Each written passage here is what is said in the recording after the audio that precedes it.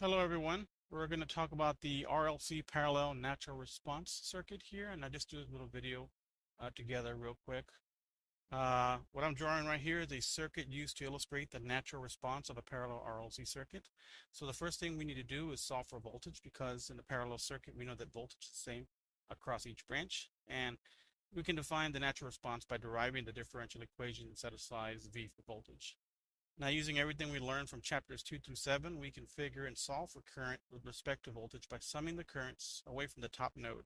This is equation 1 in your textbook, and what I'm writing down here is that equation.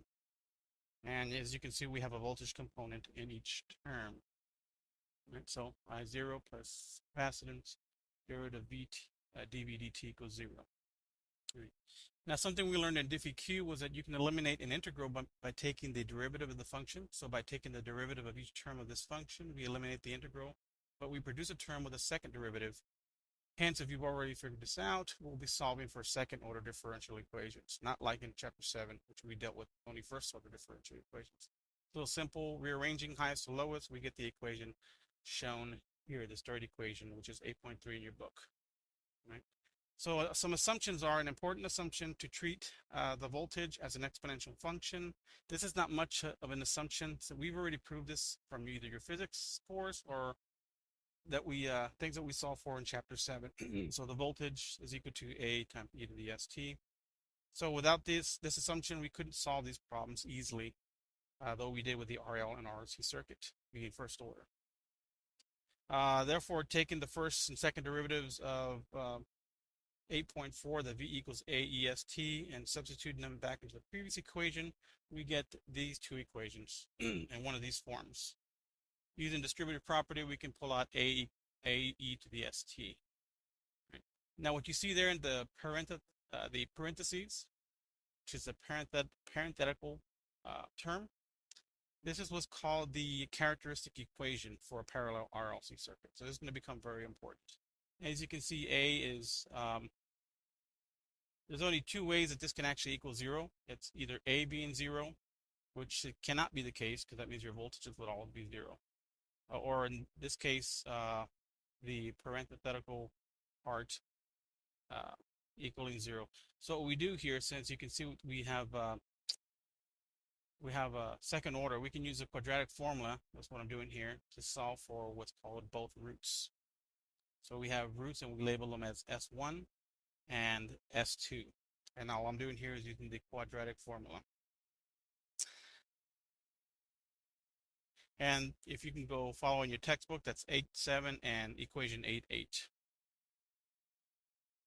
And root 2 being equation 8.8 out of your textbook.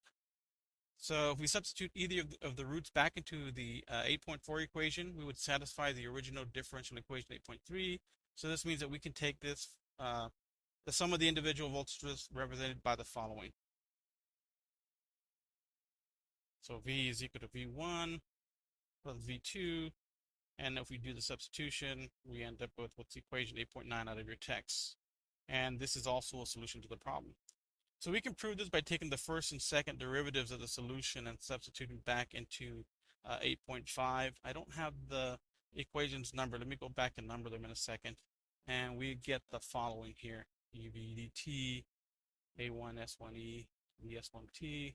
Here's the second derivative, A1 e to the S1t plus A2 S2 squared plus, times e to the st. And then when we do the substitution, we get the exponential form times the parenthetical, what's in the parentheses here, which is the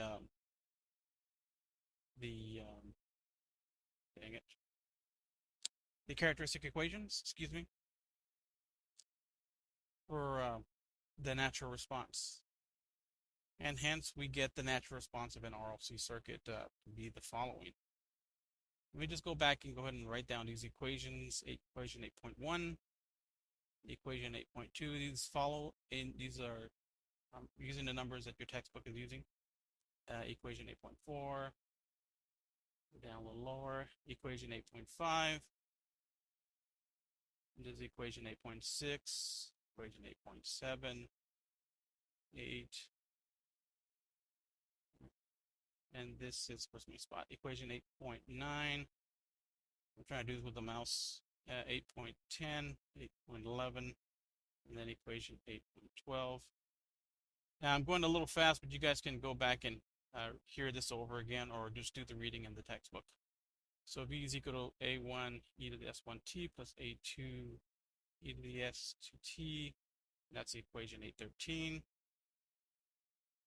So again, we get the what's here. This is what it's called, the Popper notation for the roots, 814 and 815. And this is the second root. Again, this is just using the quadratic formula. And then there are a couple other things we need to know, such as the Neper frequency, which is 1 over 2 RC, equation 8.16, and which is just a logarithm used to represent the gain of a particular power. And the last one we're going to cover is the resonant radiant frequency for an RLC circuit, parallel circuit. And this is equal to omega naught, which is equal to 1 over the square root of LC.